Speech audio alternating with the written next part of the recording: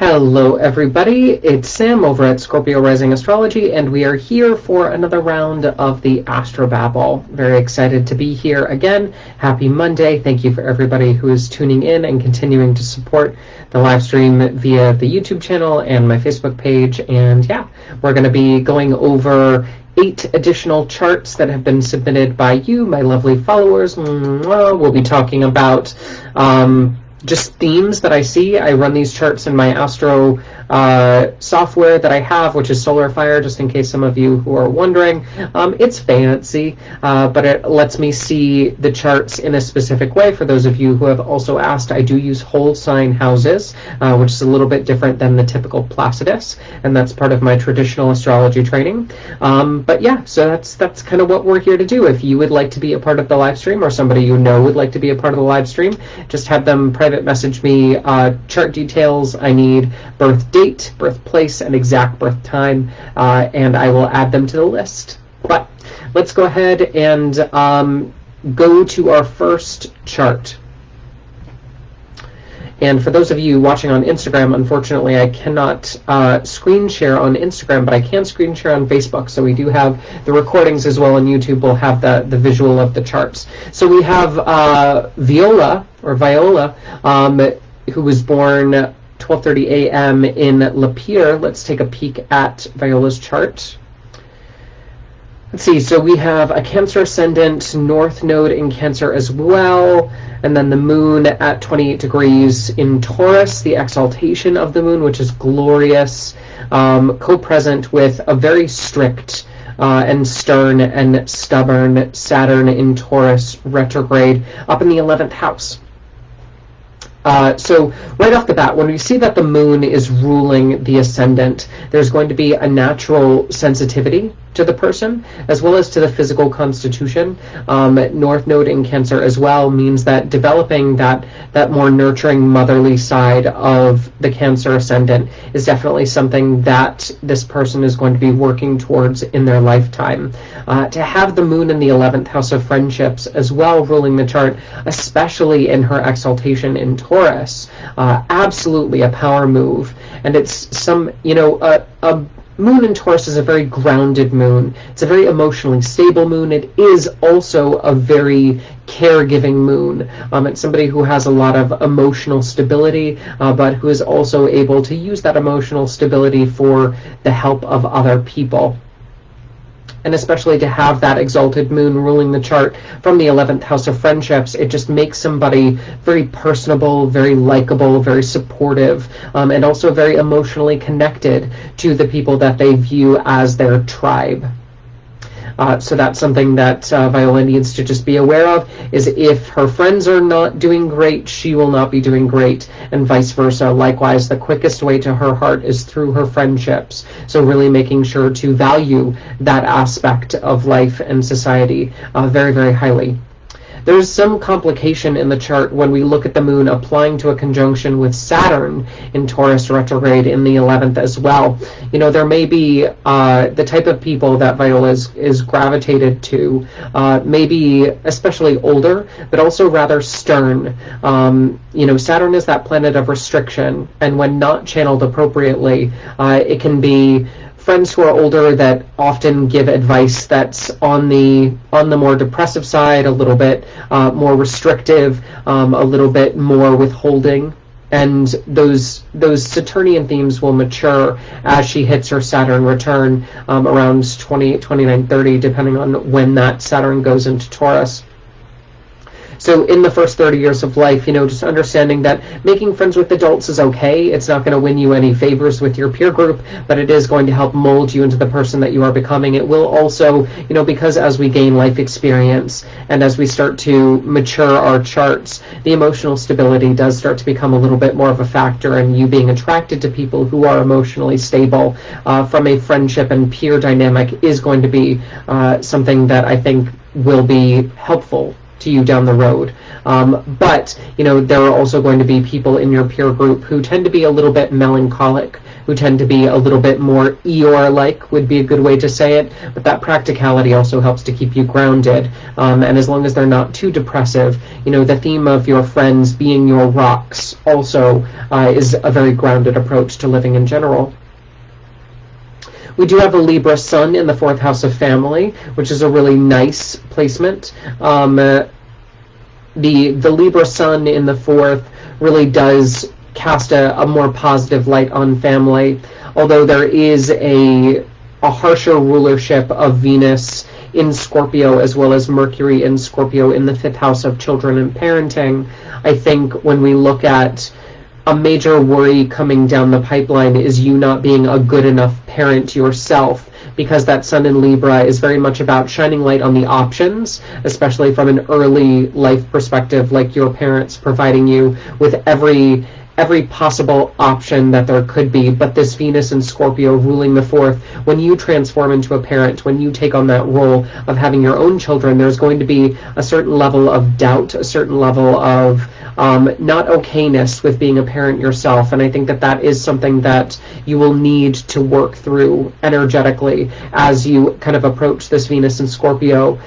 Despite you having natural maternal instincts, there will be this doubt that kind of cripples your creative space in that department, which I think needs to be examined a little bit closer.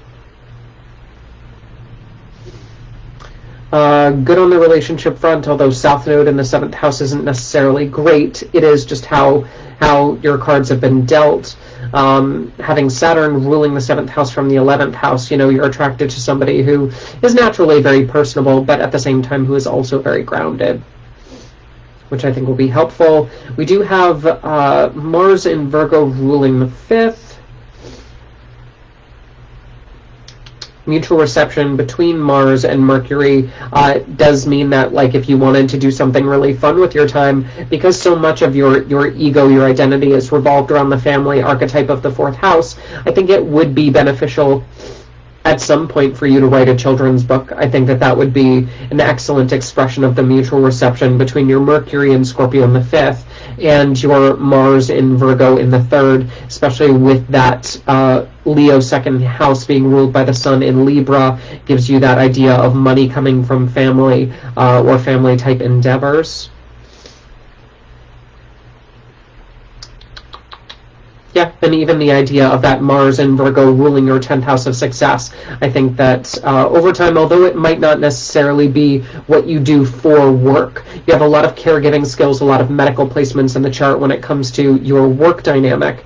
But when it comes to you actually making money and making a name for yourself, I'd say becoming a children's author or working with children and that 3rd house of writing, teaching, communication, I think that idea really stands out to me as a financial gain for you.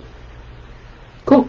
Thank you, Viola. I appreciate you giving your chart to the broadcast. Good morning, everybody on Instagram. Good morning, Jillian and Alyssa on Facebook. Yes, I see your comments. And thank you for the messages. I will respond to them as soon as we get done with the live stream. Okay, let's move on to chart number 2. We have Katie. Katie, my dear, we have some nice Sagittarius energy coming through for Katie.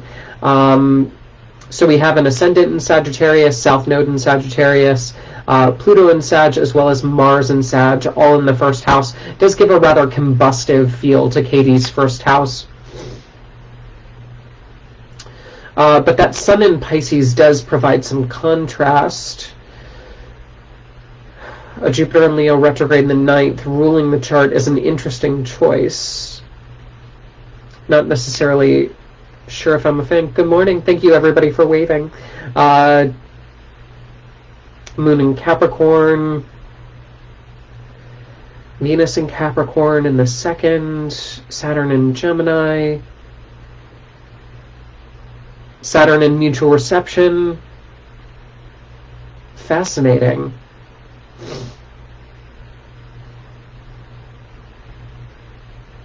Interesting. So let's talk about relationships first and foremost, Katie. So when it comes to your chart, having the North Node in Gemini in the 7th really does mean that you're here to master this idea of relationships, cooperation, and marriage. I would really highly suggest you understand that part of your dynamic, because as we look at a North Node in the chart, it really does tell us where the north of our personal compass is life-wise. So despite everything else potentially being in flux, you can always come back to the idea that relationships are going to be the most important part of your growth this go-around, especially having your Saturn in Gemini in the 7th, as well as a mutual reception with Mercury in Aquarius in the 3rd. You're attracted to somebody who's extremely intellectual, a writer, a speaker, somebody who's naturally going to be a storyteller.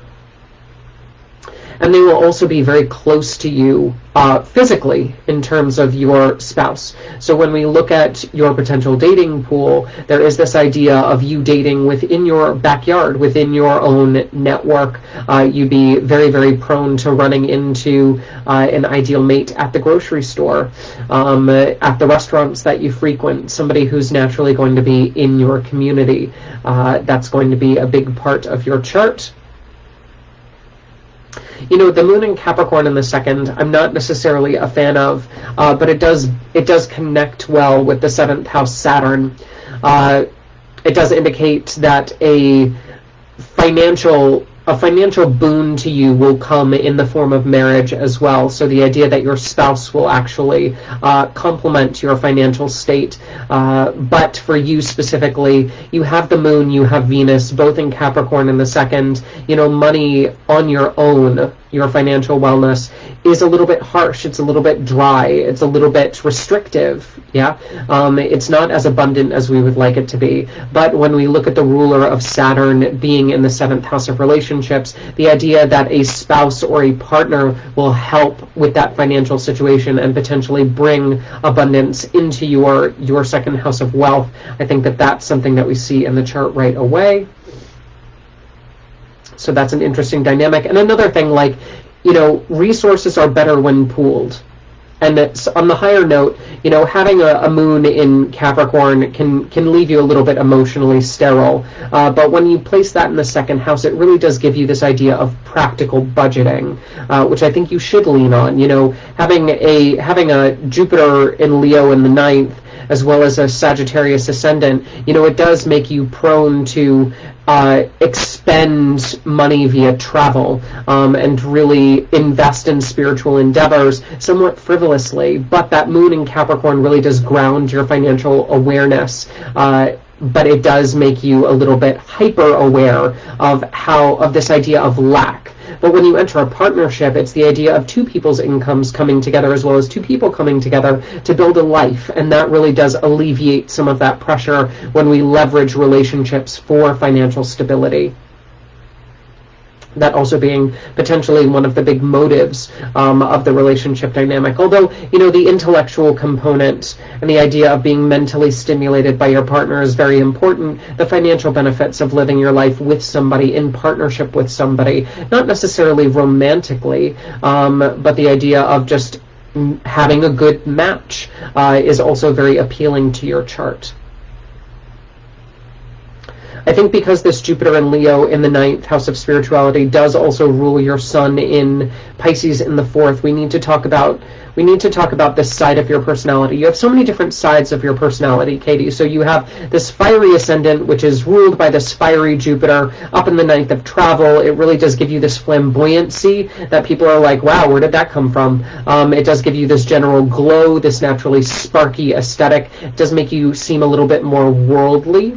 But then we have this moon in Capricorn, which is almost the exact opposite. It's very grounded, very practical, very stubborn, very strict. And then we have this watery sun in Pisces, which does give you that emotional, spiritual, intuitive, but slightly overly empathetic element of water into the mix. So we have different pieces of you that are very, very much at odds with each other, and giving them each their own space to channel into your life will probably be a little bit of a challenge. But I think one of the major ways that you can bring them all together is through that 9th house of travel, foreigners, higher education, spirituality. That ninth house is a very worldly house, and to put your chart ruler there, it really does indicate that those themes are going to be very important to you, but also will potentially leak into the family dynamic, family traveling as a regular basis, you having a foreign parent, or being exposed to cultures that are not necessarily where you grew up early in life is going to be part of the flow.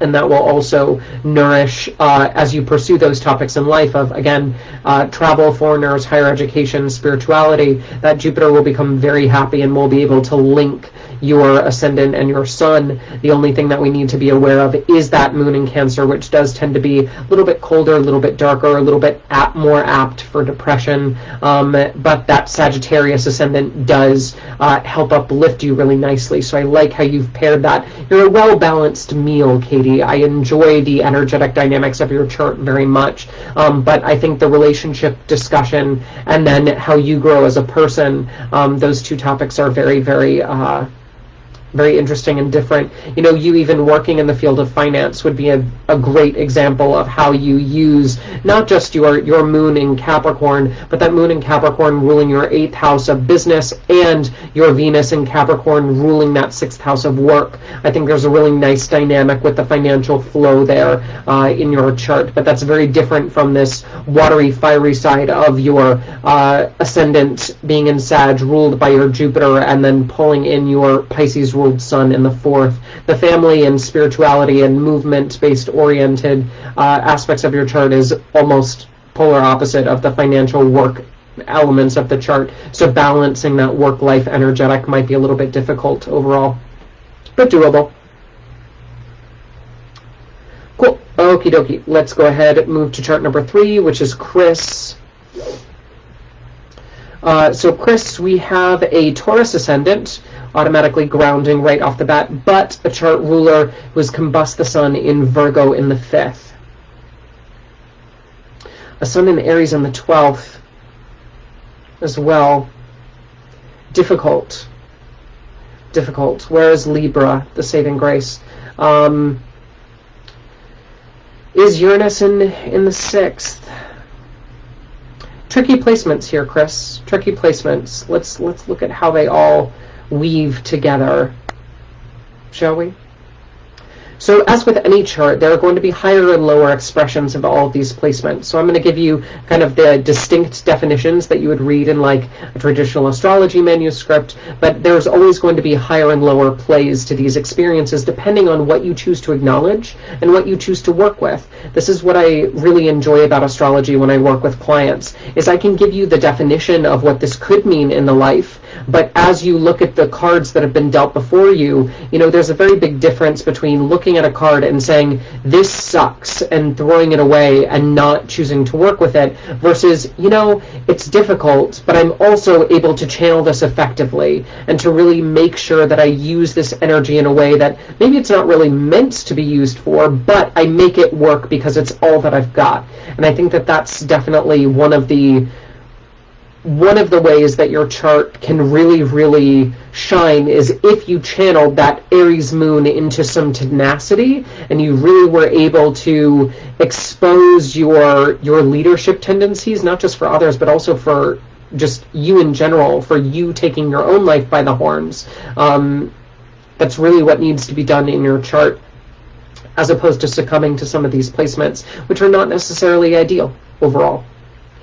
Having a Taurus ascendant gives you this grounded, fixed, earthy energy right off the bat. It makes you appear very stable, appear very, very grounded, like you're the rock in a lot of people's lives, especially when it comes to you putting the Lord of your chart, Venus, in the 5th house of children. Like you becoming a father is one of the highest ambitions of your life's work, because you've put the Lord of your chart in the 5th house of children and parenting.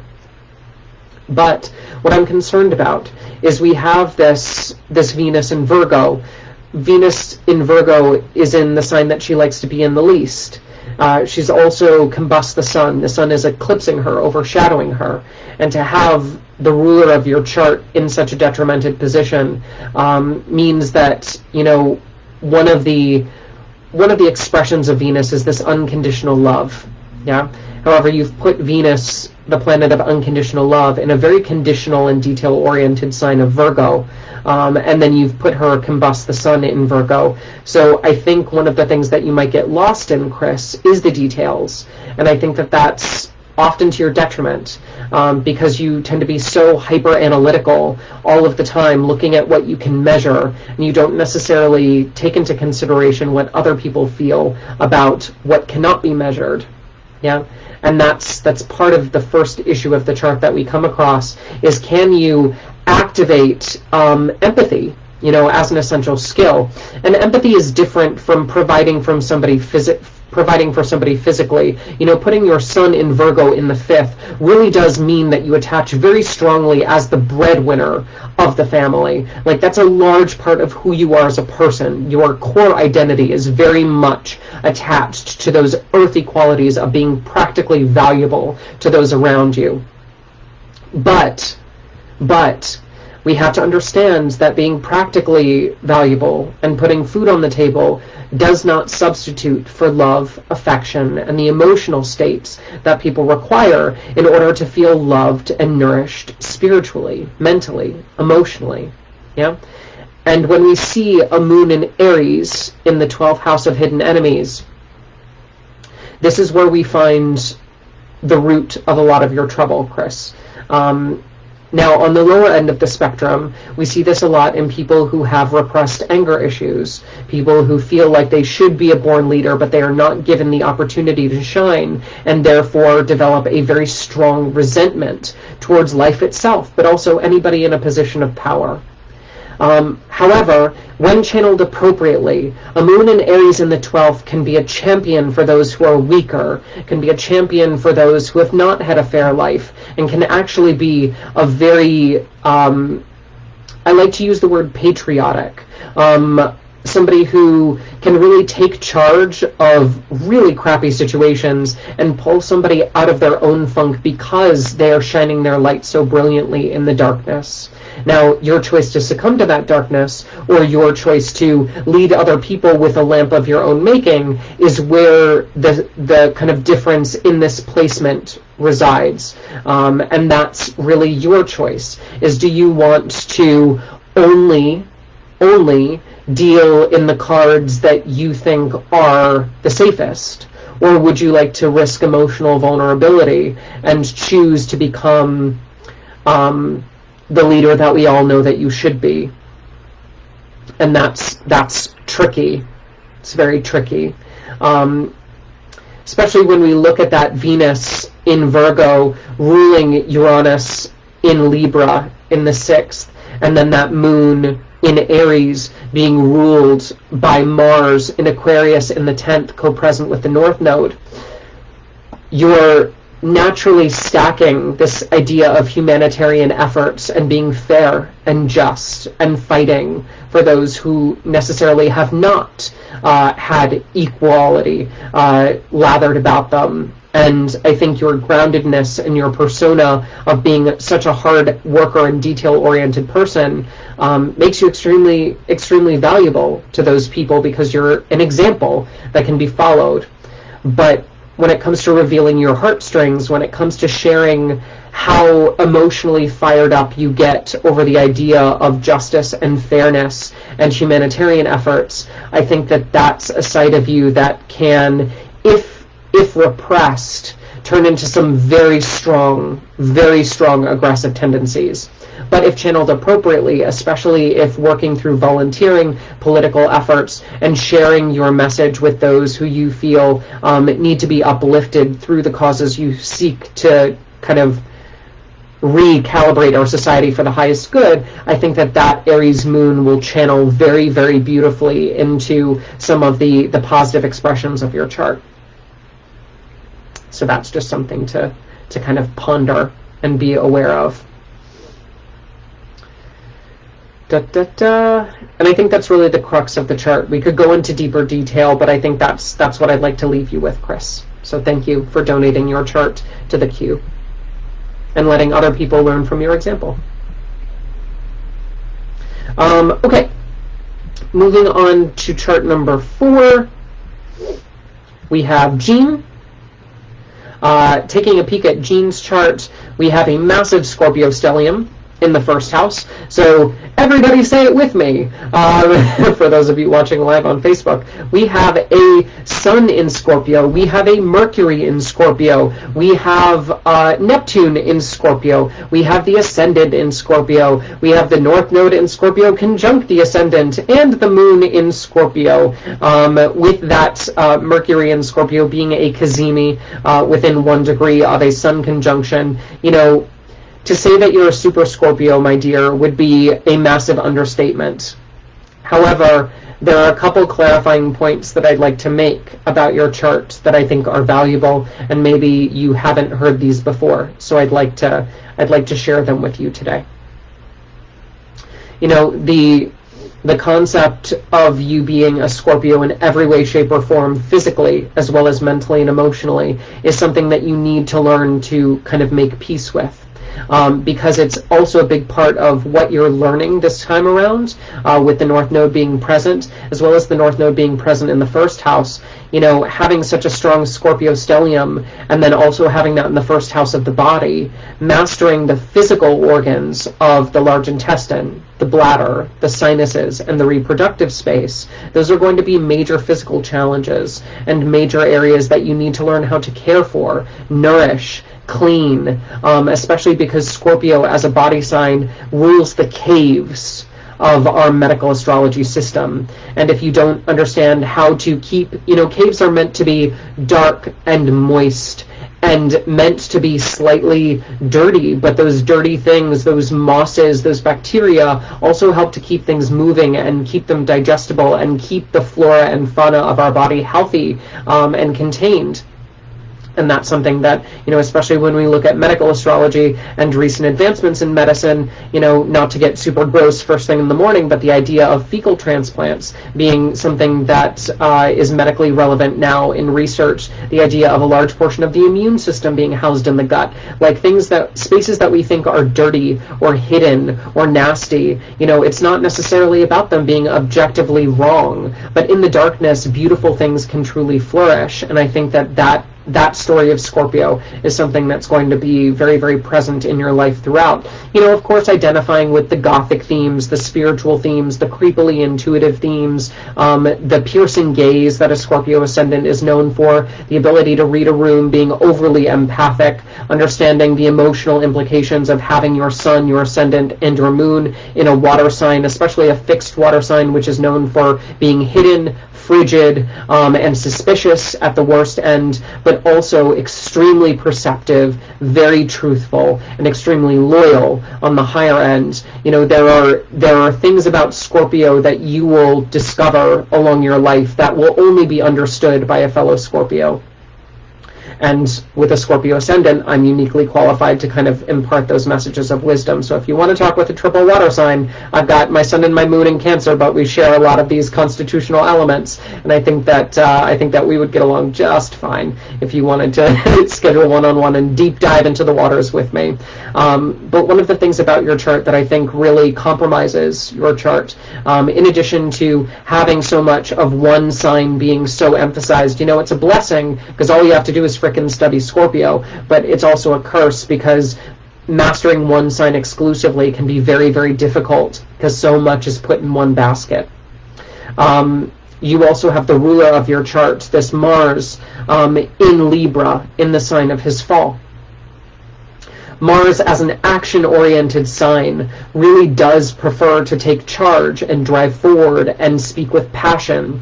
However, when put in the airy sign of the scales, Libra, that single-pointedness, that arrow of Mars becomes fractured and becomes overly opinionated and really starts to scatter some of those directed fiery energies, especially having the ruler of your chart in the 12th house of hidden enemies, as well as karmic healing. You know, there's this idea of you specifically having issues on the lower end, if we look at the 12th house also being hospitalizations, inflammatory kidney disease from a medical perspective due to systemic infection is one of the lower ends of the totem pole. But also the idea of potentially going into rehab, potentially having an issue with that addictive side of Scorpio. That's the lower end of the spectrum here. Higher end of the spectrum, when we look at potential ways to leverage this Mars in Libra, it really does flip the script and ask you to be a care provider, especially with this Mars in the 12th house of hospitalizations,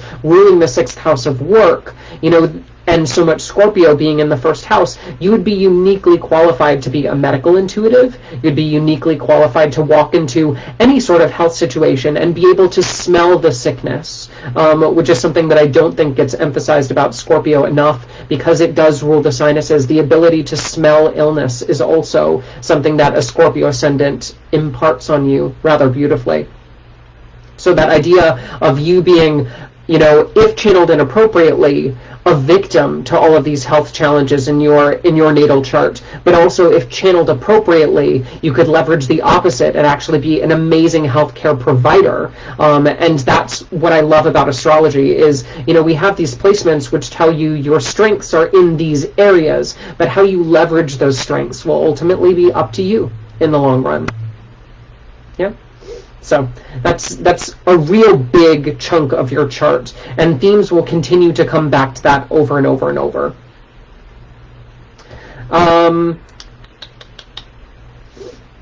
Let's see, what else did we want to talk about?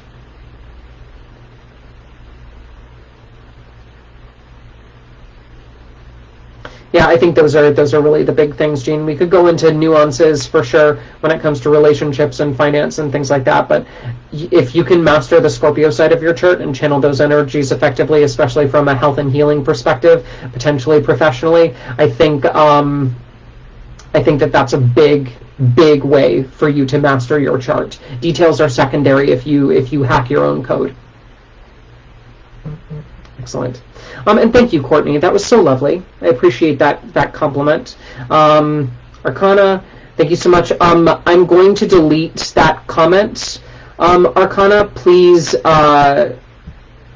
private message me. Do not post your birth details in the comments. That's an invasion of privacy that I would prefer us not to get into. But it is halfway through the live stream, so let's kind of wrap this first part up with some announcements. If you would like to be a part of the live stream, if you, your friends, your family would like to have their chart featured, just have them private message me only. Do not post in the comments. Private message, birth date, birthplace, exact birth time. That's what I need to run an accurate chart.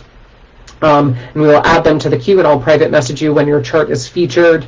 And if you'd like to work one-on-one, if you'd like to learn astrology, you can always visit my website, scorpiorisingastrology.com. Click the consultations page for my rates, prices, as well as click the online classes page to access downloadable classes that are pre-recorded. If you want to learn about the signs, if you want to learn about houses, aspects, planets, it's all there. Most classes are only $25. They're just really accessible and easy. So that's my plug. Anyway, let's get back to the fun stuff. Let's talk about Diana. Diana is chart number 5. At least I think she is. Yeah, chart number 5. Okay. Saturn in Aquarius right off the bat. Opposing Venus in Leo, Mars in Leo, Jupiter in Leo. In the 7th. Fascinating, Diana. I'm excited to see where you will take me with these chart formations.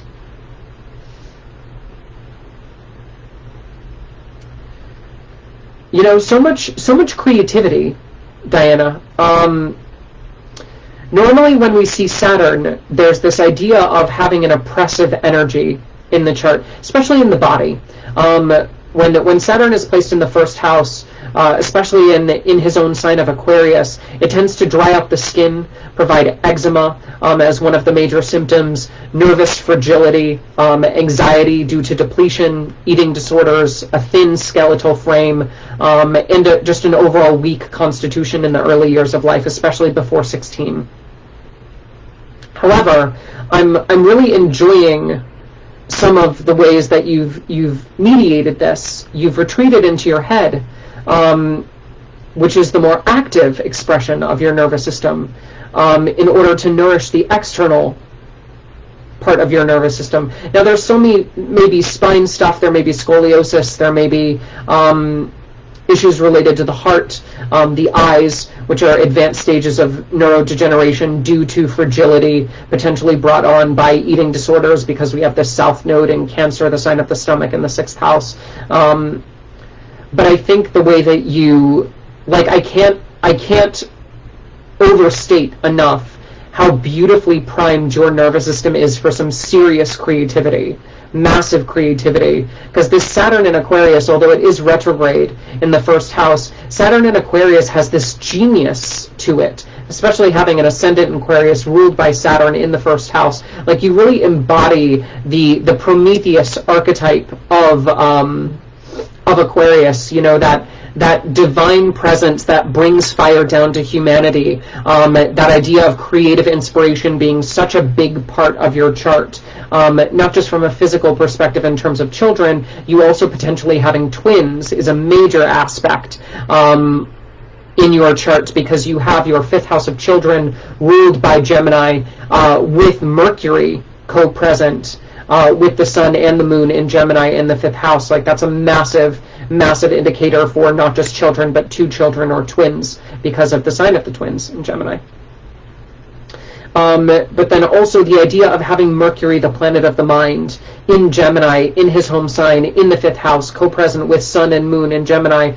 There's just this massive amount of air in your chart, this intellect, this inspiration, this just, like, when in the movie Pocahontas with Disney, although, you know, cultural inappropriateness aside, the song that comes to the surface when I think about your chart is, you know, Colors of the Wind. You know, that's very much an energetic aspect of the deliciousness of all of this airy, nervous, mental energy that can be channeled into some very, very powerful creative themes via the 5th house placements and rulerships that you've decided to bring into the picture, and I'm totally here for it. I enjoy it very much.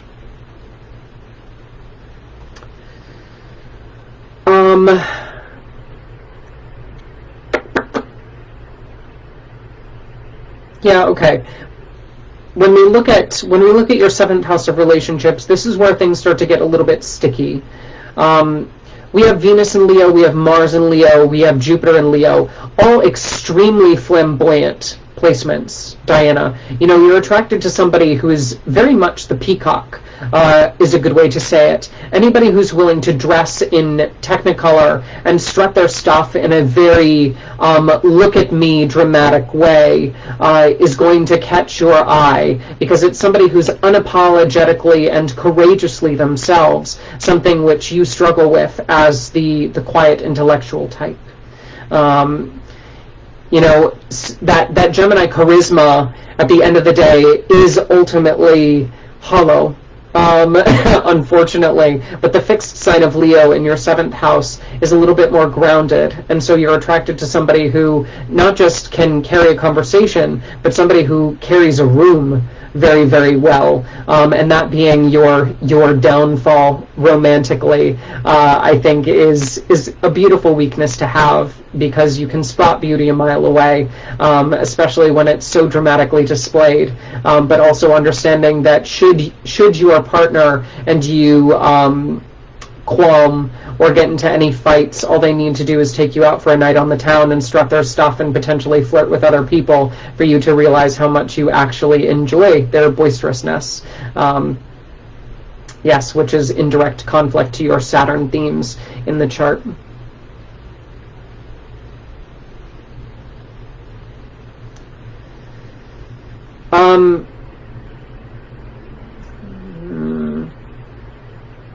You starting a family with your spouse, that's all good and fine. I enjoy it, but when we look at, I'm pausing just for a second, because we have this North Node in Capricorn, as well as Uranus and Neptune retrograde in Capricorn in the 12th house of hidden enemies, karmic healing, retreats, hospitals, to a certain extent, spirituality, ruled by this Saturn in Aquarius retrograde. And that Venus and Leo opposing it, ruling the ninth. I wonder if you struggle with your faith. And I wonder if there's this idea of almost being taken advantage of from a spiritual perspective in early age, which might have been an issue. Because that Venus and Leo opposing Saturn, ruling the ninth house of spirituality, travel, higher education, really does not bode well for authority figures, especially from a spiritual or education perspective. They could have really stripped you of your confidence, mistaking your meekness for weakness, and that's, never underestimate somebody who has a chart ruled by Saturn. Never. Because they will always win. It might take them 10 years, 20 years, but they will win, and you won't see it coming. So I think that there might be some deeper healing themes, some deeper scars that we might need to work on for you as you start to reclaim what it is to have such a unique chart dominated by air, but often overlooked and unappreciated and potentially criticized wrongly by others. Okay. Thank you. Yes, so thank you, Arcana, for messaging me. No worries, it happens a lot more than you would think. And let's go ahead and look at our sixth chart, which is Sean. Sean, how's it going? Here we have a Sun in Gemini co-present with Ascendant in Gemini, so another Gemini theme. But this airy energy is very different than the last chart for a couple different reasons. Having the Sun in the first house gives somebody an action-packed sense of identity. The ego is very intact. Especially in Gemini, the ego is very chameleon-esque as well. Having a Moon in Cancer and Mercury in Cancer ruling the chart also makes somebody very accommodating. Sean, you would be excellent in customer service. You would be excellent in hospitality. You'd be an excellent salesman. That silver tongue that's often only possessed by somebody with strong Gemini placements, but also the empathy and the ability to relate and to conform to somebody's needs with those major Cancer placements, especially in the second house of finance. I pity the fool who you sell to a certain degree, because at its worst, these placements make an expert manipulator. But at their best, they represent somebody who truly has the needs of the customer at heart, and who's very empathetic and in tune to the needs and the requirements of those around them. We just need to make sure that power doesn't get abused, and that emotional advantage of somebody being so kind, so caring, but also so crafty, does not become the bane of your existence, because it can be both a blessing and a curse if you don't use it nobly. And I know, Sean, I can already hear your mind like whirling at that statement. How could I possibly have told you more about yourself than more people have known about you in your entire life? And that part of that is what astrology does best. It's really about pegging somebody and knowing who they are based on these signs right off the bat. But it takes a good astrologer to peg somebody like that, but then it takes a better astrologer to teach somebody how to use those placements to their advantage. So if you're still struggling with some of those placements, we can always work one-on-one. But I think that's something fundamental for you to understand about your personality, is those three planets plus your ascendant kind of working in your first and second houses. And ideally, that's what good astrology should do, is it should confirm what you already know. It should remind you who you are. It should put you back on track with your truest desires, your inner needs, and really echo you as a person, not be some left field bullcrap that, seems airy-fairy and made up. Okay, let's get back on track. A Venus and Jupiter in Leo conjunct in the third. Sean, I'm continuing to be impressed with your gift for gab, young man. Venus in Leo in the third naturally is going to be very boisterous, is naturally going to be rather outspoken, flamboyant, communication-wise. But to have both benefic planets, Jupiter in Leo is grandiose beyond measure, and likewise, Venus, and they're applying to a conjunction. Sean, get out of town. I can't. If you're not actively taking advantage of your ability to write, speak, and motivate, I would highly suggest you reevaluate your life choices, because that silver tongue and that ability to amp people up with your words needs to be monetized and needs to be directed, because it's too powerful. You have a cannon at your disposal, Sean, and I think that if you try to play it down, then you're going to be doing yourself a great disservice, and it's going to fire inappropriately on people that you wish it wouldn't. But if you allow yourself to take the stage and you allow yourself to really utilize some of these more vocal placements to your advantage, I see great things in your future, especially if you were to use them for addiction, for recovery, for community efforts, and to help other people heal and delve within, with that North Node in Taurus in the 12th being ruled by Venus and Leo in the 3rd. You would make an excellent sponsor.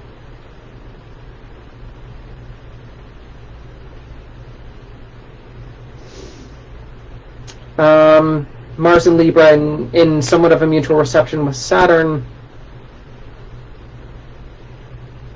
One of the things that you're going to struggle with is work-life balance, Sean. It just is. You having not enough time for your friends, and when you do get with your friends, it's all loud and boisterous or too reserved because you're still trying to control and slough off the energy of the day. And then when you come home, you're trying to make friends with your kids, should you have them, but you're trying way too hard to unintentionally but still misdirectedly channel forces that don't necessarily fit. You're trying to put square pegs in round holes, really. And that's a difficult part of your chart. And so one of the ways that we would remediate that is by getting you into sports, getting you into some sort of regular athletic event where you can actually befriend but also challenge yourself physically, competitively, and emotionally to a certain degree. Tailgating would be excellent for you for all of those things, but if you're just trying to meet with friends for like a beer occasionally on the weekends, it's going to be difficult because you're not going to feel in the right place. You're not going to feel like that true connection can actually happen. So working on your work-life balance is something that I would encourage you to focus on a little bit more, because you have so much talent, so much seriousness in the chart. It's hard to remember that you are in fact a person with person needs that need to be fulfilled socially, especially. Okay. So that's that. Let's move on to our 7th chart. And I'm so sorry. I'm not even going to attempt to pronounce your name because it's foreign. And goes to talk, like that's the best that I could do, but that's probably a terrible butchering, and I sincerely apologize. But regardless, my kind individual, let's read your chart, shall we? So we have a Capricorn ascendant, making you extremely stern off the offset. Saturn in Taurus in the 5th as well, making you an extremely strict parent. Mars in Aries in the 4th, military potentially in the home, as part of the dynamic, leading to some of that strictness. I think one of the things that people often don't understand about somebody with a Capricorn ascendant, Saturn ruled chart, and the ruler in Taurus, it's the idea of rules, habits, patterns, ritual, routine being such an essential part of your spirit. Now, you do have the sun in Pisces and the moon in Sagittarius, so it's not like you don't know how to let loose and have fun. Unfortunately, the way that you know how to let loose and have fun can be very detrimental if channeled inappropriately. Now, one of the ways that you specifically can channel that letting your hair down energy productively is in the 3rd house of writing, teaching, communication. You have your sun in Pisces, your North Node in Pisces, conjunct your sun in Pisces, and And to top it all off, the glorious, the fabulous, the uncompromised goddess of any chart of Venus in Pisces in her exaltation in the third house of writing, teaching, communication. Glorious, absolutely divine. I would highly, highly encourage you to pick up creative writing. I would highly encourage you to teach. I would highly encourage you to utilize your spiritual talents, especially to activate this Sun in Pisces, Venus in Pisces, North Node in Pisces in the third house of writing, teaching, communication. If you do not, that is some seriously wasted talent. Seriously wasted talent. And I get that a moon in Sagittarius in the 12th house of hidden enemies, it does make you a little bit apt to procrastinate. It does make you a little bit more minimizing of your talents, but at the same time that doesn't make them any less true. Yeah. And I think if you carve out time for yourself every single day, like an ascendant in Capricorn requires, then that ability, that natural talent will be able to bubble to the surface when you start to dig that well. But if you just stick your shovel in the ground a couple times and you're like, meh, I didn't strike water, they told me there was a well here, but obviously they were lying. No, it takes consistent effort and practice to unlock any skill, but I think you already know that you have that potential. It's just about complementing that with your earthy placements, and understanding that if you do not exercise this Sun, Venus, and North Node in Pisces in the third, you will be neglecting a major part of your chart.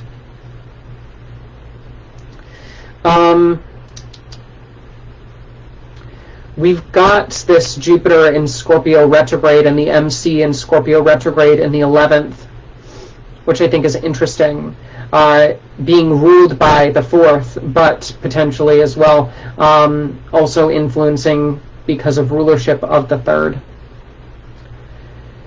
Friends, friends are a little bit of a tricky subject in your chart, because having a planet retrograde in Scorpio in the 11th does mean that on the lower expressions of the experience, your friends are prone to lying, hiding, cheating, stealing, being a little bit more mysterious, a little bit darker in energy than you would like. However, on the higher end of the expression, as you start to mature the chart and as you start to mature as an individual, you're attracted to people who have a certain occult quality to them.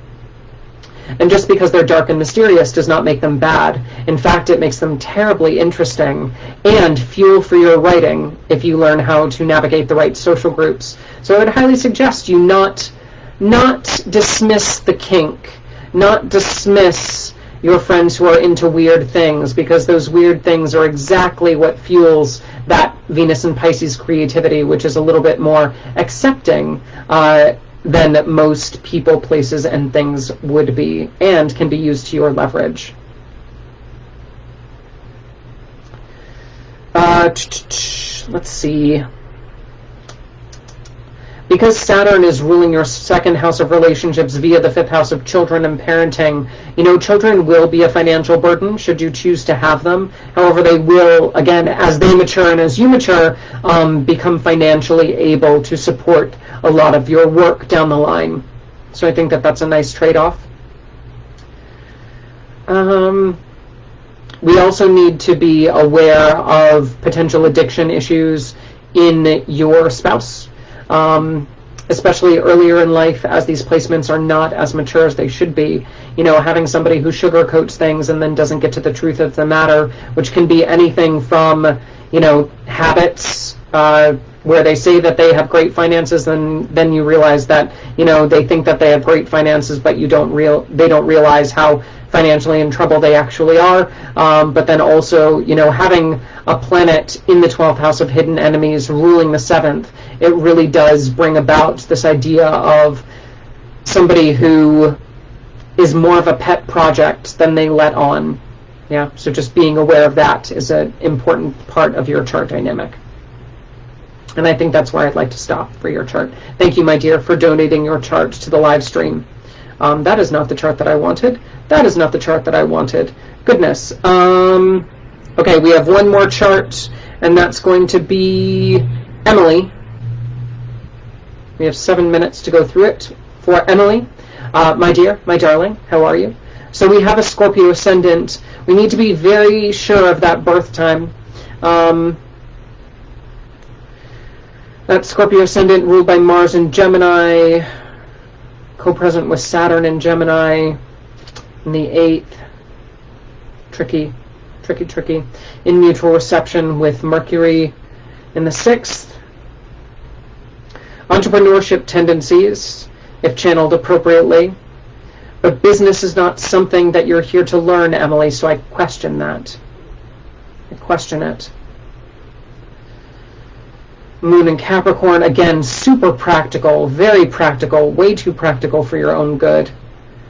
And then an exalted Venus applying to a conjunction. Damn! Another really creative chart. Very creative.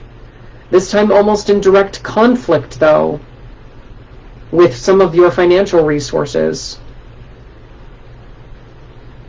I'm sad about that. You know, this is one of the things that, you know, I enjoy working with clients one-on-one, especially when I get to deliver good news and opportunity.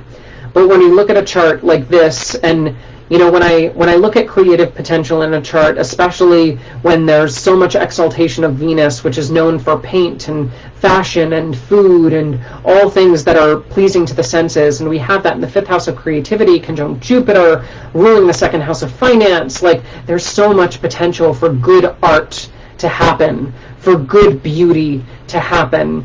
But there seems to be a lot of conflict and a lot of issue tied up in the financial department. So I think that one of the things that we need to understand, Emily, is for you to understand the value of money, for you to understand the idea of sponsorship. You know, your art needs to be supported by the people who would buy it. And sometimes that means making creative choices that are in line with those revenue streams. Yeah?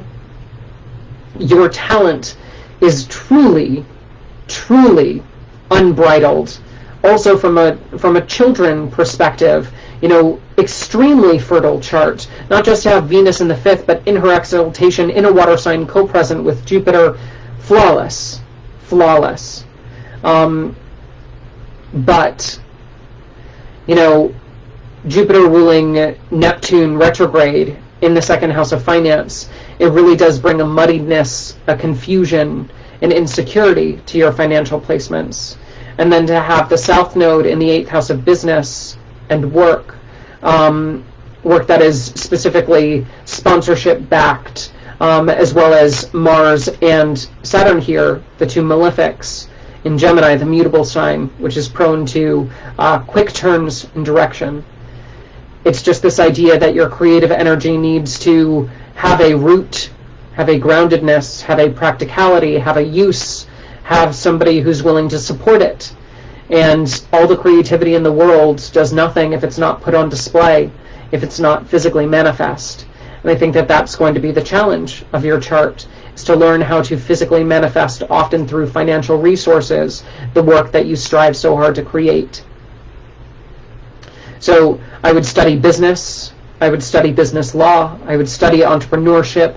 You've got the talent, but you need to learn how to make it a business. You need to learn how to channel that Aries sun, channel that Mercury and Aries in the 6th, and really become a leader. But a leader can't just be raw talent. A leader has to be refined through rules, through regulation, through habit, through routine. And thankfully you've got this lovely, absolutely lovely moon in Capricorn in the 3rd of communication, which does make you rather eloquent, although reserved. You know, if you learn how to channel these Capricorn and Martial placements to benefit the flow of your creative energies, we need to make sure that you work on your vase, and that your vase is not cracked, so that it can receive the creative juices that exude from you so naturally, and can then be poured onto a canvas, a garment, a table, and really create this creative vessel that you deserve, frankly, in your chart. But just because you can speak loud, just because you can do the job, does not entitle you to success. What entitles you to success is the idea to work hard over time, the ability to secure relationships that are financially beneficial for you, to leverage the people in your room, and to make those connections a platform for your work, as opposed to letting your work speak for itself, which it can, but it's going to be overlooked if you don't grease the palms of those in power. And you working with that power with your North Node and South Node axis in Sagittarius and Gemini, frankly, the opposite of where it is now, which is presenting a whole new line of challenges. It's not just about your money, it's about the leverage of using other people's money. That's the challenge of your chart. So thank you, Emily. Thank you for letting me read your chart, and I appreciate you very much. And that is going to be the last chart of our day. So thank you, everybody on Facebook and Instagram who has joined me for another round of the Astro-Babble. As always, it's a great pleasure. If you'd like to book a consult, just go to ScorpioRisingAstrology.com, my website. Follow on Instagram or Facebook for the daily posts. And if you'd like to learn astrology, that's through my website too. If you would like to be a part of the live stream, or somebody that you know, like, and trust would also like to be a part of the live stream, just have them private message me their birth date, place, and exact birth time. I will add them to the list and message them when their chart is featured. Until next time, may the stars be ever in your favor. Oh, and one final note, my weekly forecast is up, so check out the YouTube if you're looking to follow the stars with me in advance, because I list the transits before they happen and give you a nice summary of the week. So yeah, see you later.